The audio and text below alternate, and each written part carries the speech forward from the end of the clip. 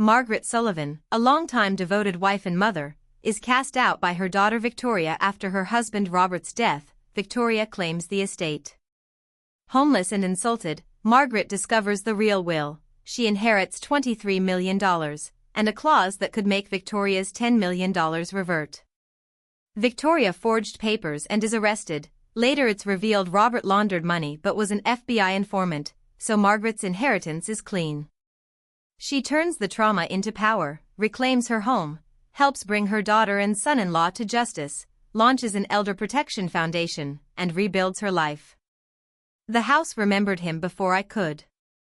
Light fell through the parlor window in a pattern Robert always liked, thin, precise bars across the grandfather clock and the rug where he'd taught Victoria to curl up with picture books. I sat on the steps that morning with a box of unsorted letters balanced on my knees and wore a dress that still smelled like his cologne. The funeral flower arrangements had wilted in the heat on the driveway. The house tasted like tea and a dozen half-finished conversations. "Mom," Victoria said when she came in, her heels soft against oak floors that had echoed with birthday parties, piano recitals, and too many apologies. She carried an armful of brochures like a soldier with a plan. "We need to talk about the house." She was polished, lipstick matched to her purse, a smile practiced enough to be automatic. For 43 years I'd been the invisible engine of this place, sheets washed, repairs scheduled, holidays executed like clockwork. I had no interest in accounts or investments the way Robert did. He liked numbers the way other men liked fishing. Still, I knew enough, I thought. I knew the corners. I knew how he paused before signing things. Victoria set a pamphlet on the kitchen island with the kind of efficiency that belongs to people who seldom consider the consequences. "There are stairs, Mom. Too much maintenance. Kevin's promotion means we're moving here. It's perfect for the kids." Her voice softened to theatrical concern. "You can find a lovely smaller place. It'll be easier." I watched her eyes when she said it. They didn't meet mine. An unspoken ledger ran between us, favors counted, resentments tallied, and now, apparently, decisions made. In the hall, a framed photograph of our wedding caught the light. Robert, young, serious, holding my hand, beamed the kind of private smile that used to make us both feel safe. "You don't mean that," I said. "I do." She touched my arm with a hand that looked like charity, then started toward the front door. "We'll help you move. The complex on Maple Street is wonderful, really. Clean, social activities. You'll love it." When she left, she took the rest of the day with her, the way you take the heat from a house in summer, thinking it will not come back. I sat among the silence and counted everything I had ever given. There was a weight to 43 years that does not fit in cardboard boxes. I started packing because the alternative was to wait for them to show me the way out. By the time the sun set, Market Street felt like a different city.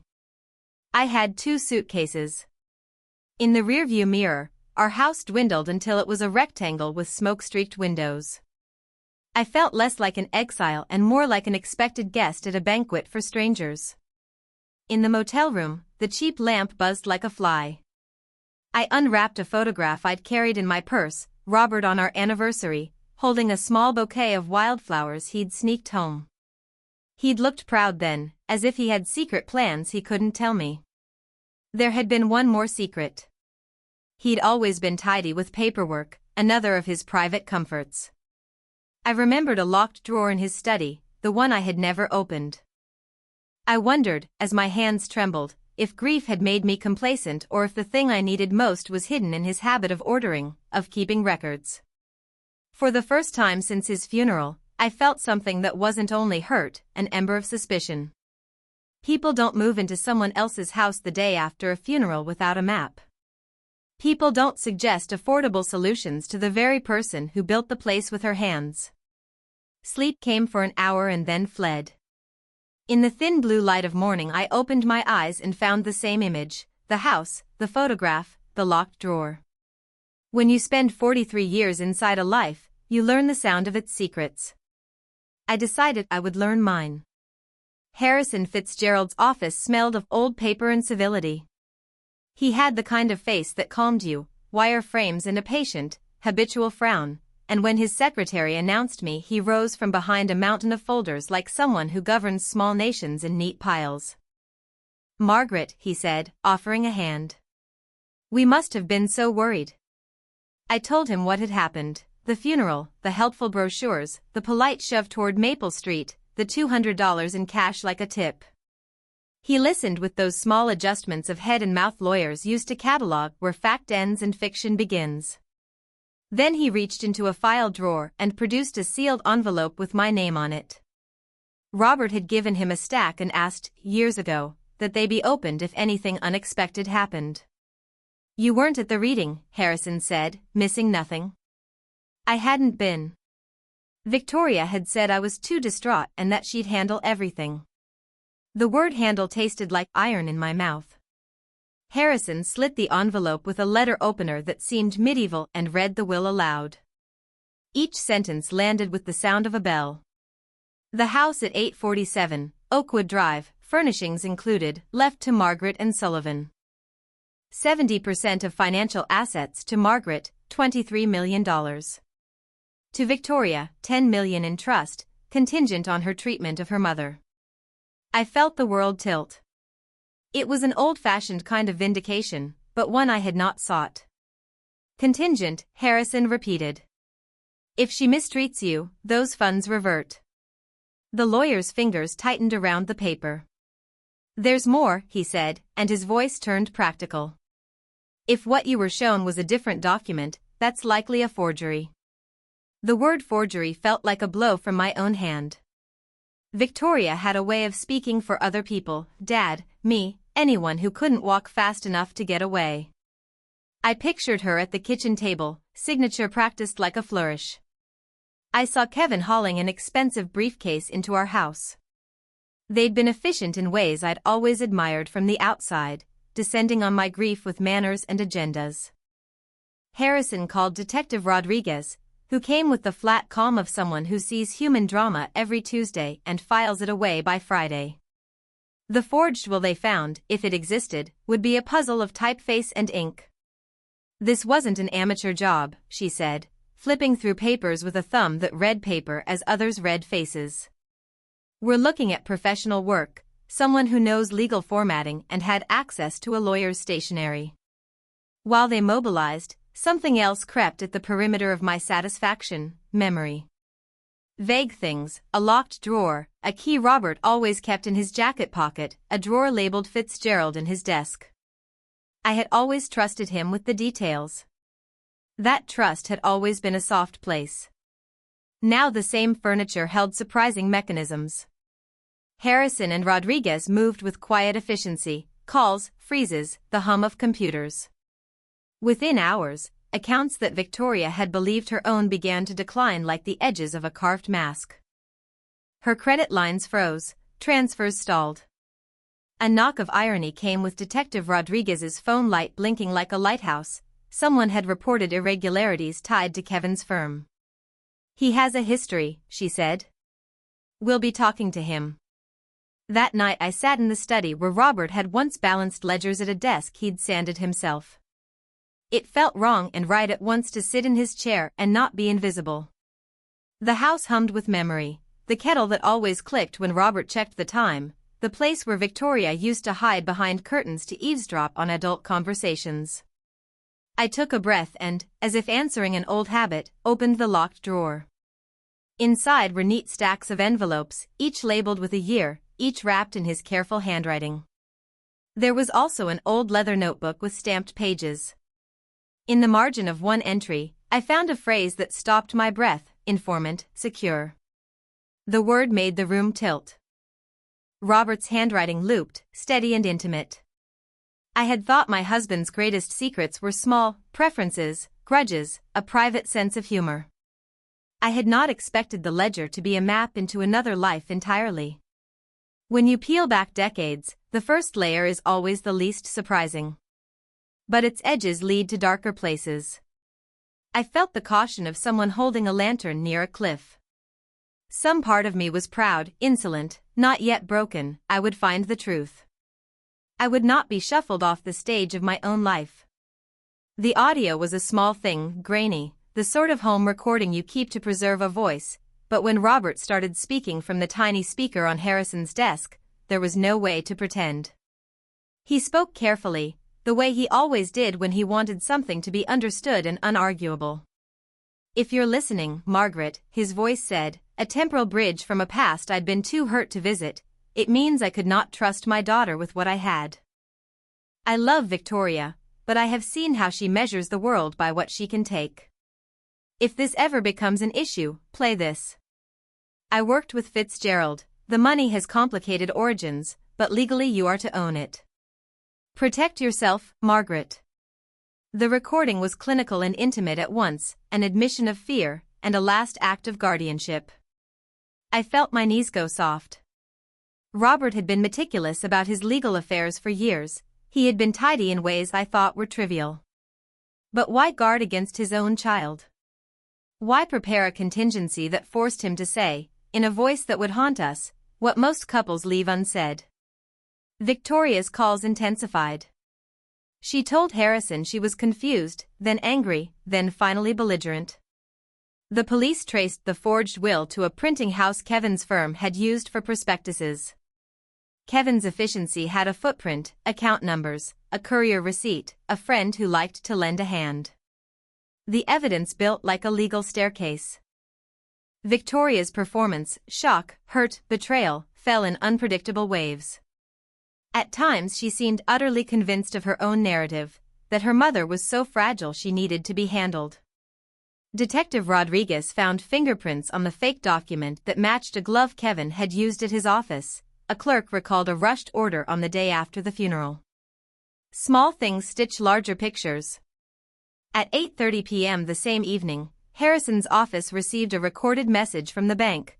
Transfers made by Victoria had bounced. Her face, on the security camera outside our house, wore a strained composure as she left with 2 suitcases. The camera also showed Kevin's car pulling away at an angle that matched the path recorded by a private investigator. They arrested Victoria at Leonard's, where she'd gone for a celebratory dinner with Kevin and friends. She screamed.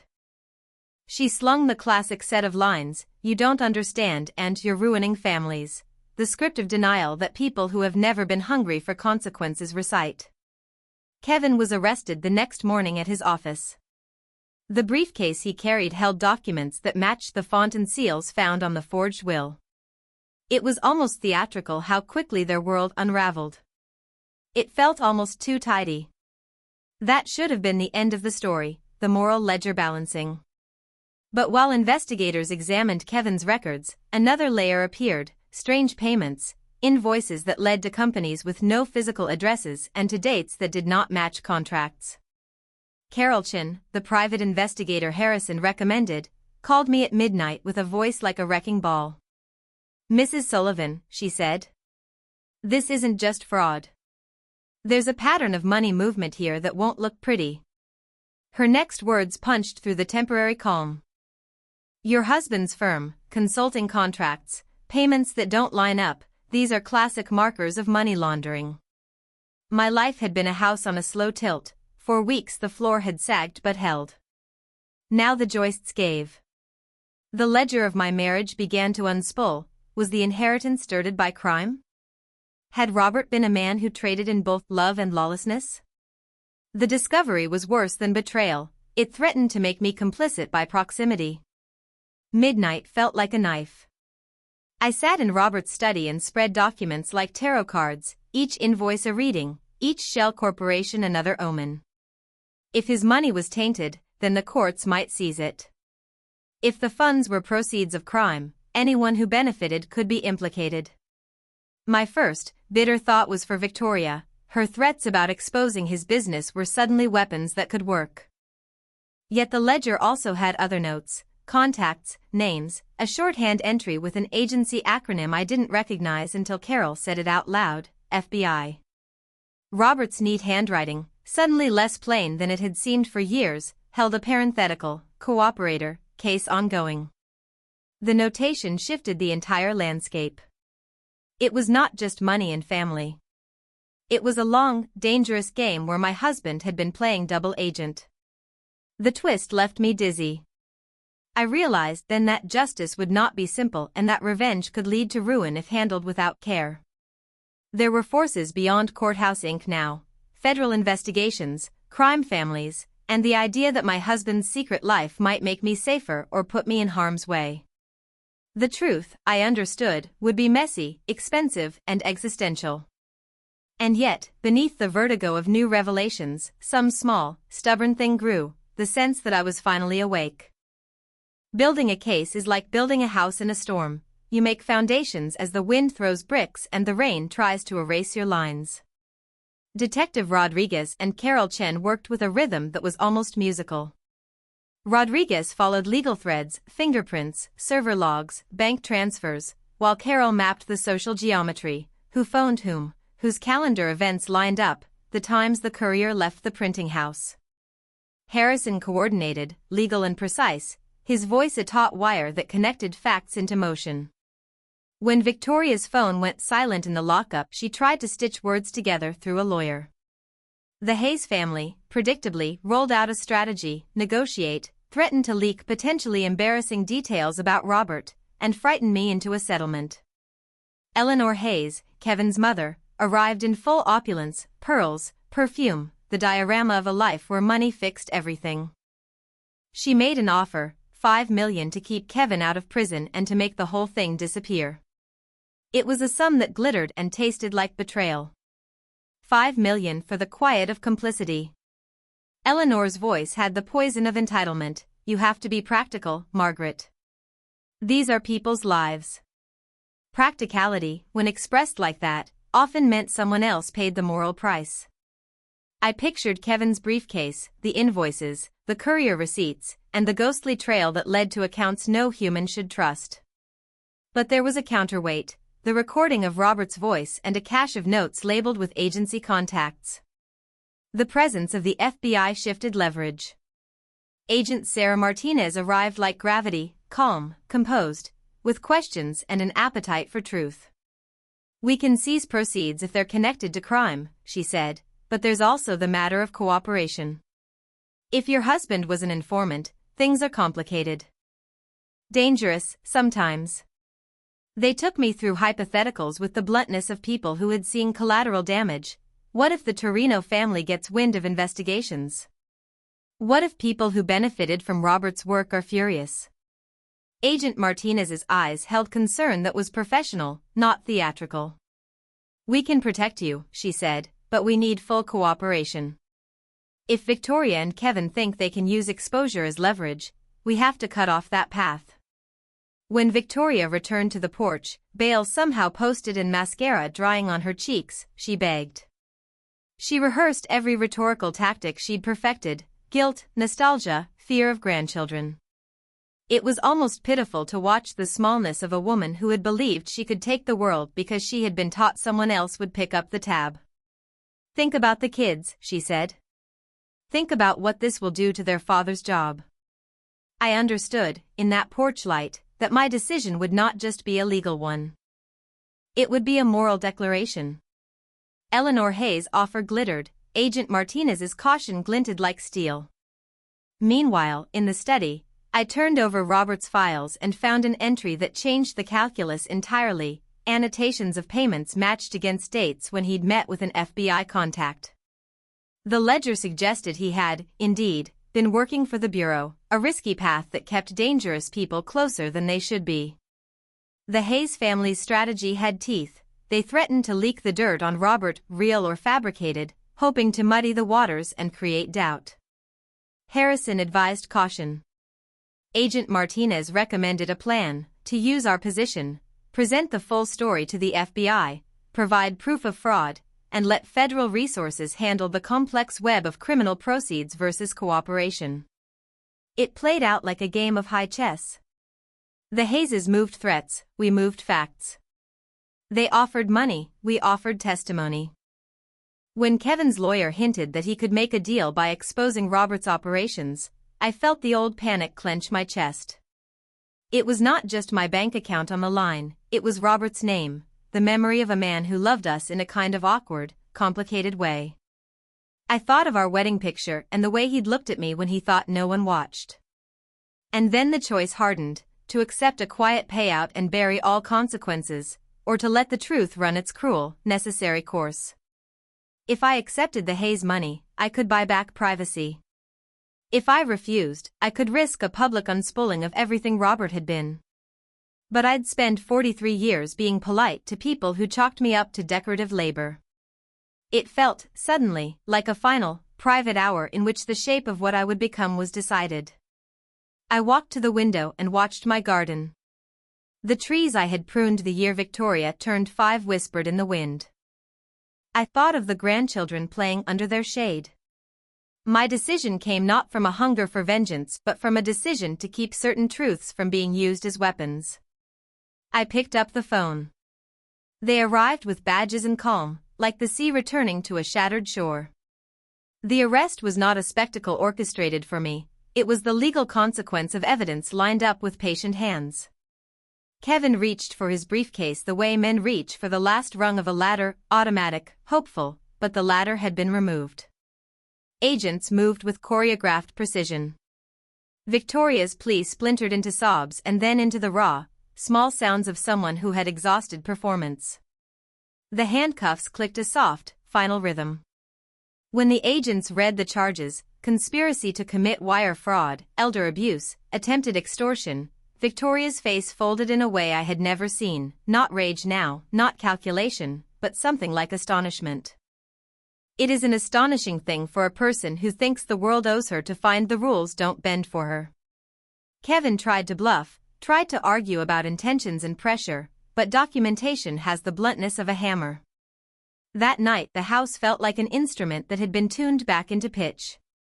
I slept in Robert's bed for the first time since the funeral, in sheets pressed with the weight of our shared years. I woke with a clarity I had not known in a long time, a sense of direction that was not defined by other people's expectations. The next days moved like a carousel of officialdom, the court dates, interviews, headlines. The media fed on it, and I learned there is a currency in scandal that cannot be controlled. You pay influence forward and sometimes the public is your ally. But the real twist arrived from a folder bearing the banner of a federal seal. Agent Martinez had been silent about some details, and for a reason. There was a balance between secrecy and safety. "Your husband was an informant," she said in the conference room with the blinds drawn. The words landed harder than any accusation. For a moment I could only stare. Robert, the man who had been both distant and tender, had walked a line that put him inside the enemy to bring them down. "You kept it from me," I said. The accusation was not angry, it was ache. He had kept it because his life demanded a cover. Agent Martinez explained the nuance. Robert had been helping the Bureau for years, funneling information and in return, sometimes, keeping cash as compensation to maintain cover. "It's messy," she said. "But legally, what he left you is not simply criminal proceeds. It's complicated. And we can protect you." Complicated was the right word. The money's origin intertwined with the Bureau's protections. The FBI had used him to close major cases. Without his work, entire networks might still be operating. That meant the funds could be considered part of sanctioned operations, if the Bureau vouched for it. I felt dizzy with relief and a new kind of sorrow. Robert had carried this alone. The Hayes family, sensing they had a card left, tried to use the revelation as leverage. See, the money is dirty, settle for 5 and we all go home. They, however, had misread the map. The FBI already had an interest in Victoria and Kevin's actions. Their fraud had only buttressed the Bureau's case, proof that the Hayeses were willing to exploit a family guided by secrecy. Having attempted to blackmail the beneficiary of the cooperation, they'd given investigators motive and method. In court, the prosecution was surgical. They used the forgery evidence, the bank trails, and Kevin's firm's printing records. They introduced the recording of Robert, not for sensation, but as context to prove intent and to counter the Hayes narrative. Victoria tried to cry improved contrition, but contrition that arrives after faking a will is hard to believe. When the gavel dropped, deciding bail, and then rulings that set the stage for pleas and sentencing, I felt an odd tenderness emerge, not for Victoria, but for the small child she had been, perched on this same stair with juice on her lips. Facing her at trials would be necessary, forgiveness, if it ever came, would be small and earned. The courthouse steps after the arraignment were crowded with press. A reporter asked for comment about elder abuse. I said, simply, people who exploit those they love will answer for it. We must protect our elders. That line became a headline. It embarrassed me and then it strengthened me. It formed the basis of the next part of the work. If the law had protected me after the fact, I wanted to protect others before they were led to suitcases, motel rooms, and salted humiliation. The climax was not a single moment of triumph but the stacking of truth upon truth until there was nowhere for the corruption to hide. When the dust settled, 2 people faced consequences, and I found myself not rejoicing so much as breathing free. 6 months later the house looked like it had always been mine, because for the first time the choices were mine. I had painted the kitchen a stubborn blue, the color of mornings I'd imagined while muttering recipes into the steam. The study, my studio now, burst with canvases and sunlight. Where Robert had kept mandates and ledgers, I kept brushes and blank pages I was no longer afraid to fill. The foundation came about not as a headline stunt, but as an answer to the small, steady ache I'd observed in the faces of women who called the hotline Harrison had helped us set up. People reach out with the same quiet panic, a child helping by doing the books, a lawyer conveniently misplacing a letter, a relative who calls kindness by another name. We created the Margaret Sullivan Foundation for Elder Protection because I did not want someone else to wake up in a motel with 2 suitcases. Victoria wrote letters from her cell, pages that alternated between pleas and rationalizations. Some were a soft, traumatic thing that made me pity what parenthood can fail to fix. Others reeked of the old performance. I read the first few, then stopped. The letters would not be the place of reconciliation. If reconciliation came, it would be when it came on Victoria's terms and with real work to back it up. In the meantime, the grandchildren visited under supervised conditions. They hugged me around the knees the way children still do when safe. Kevin's legal fate was harsher. He pleaded to a longer sentence, his arrogance dissolved into a ledger of regret. Eleanor Hayes never accepted that her America had changed. She called with suggestions, charitable givebacks, PR deals. I listened, then put the phone down. There is a certain education that wealth does not buy, the lesson that your behavior leaves marks no forgiveness can erase. And Robert? The man I had married for 43 years was not a saint, but he had been something both complicated and brave. The FBI's files, once secret and now reconciled through legal channels, painted him as a man who'd chosen to put himself inside danger for a larger net. It explained some of his distance, his odd absences of explanation.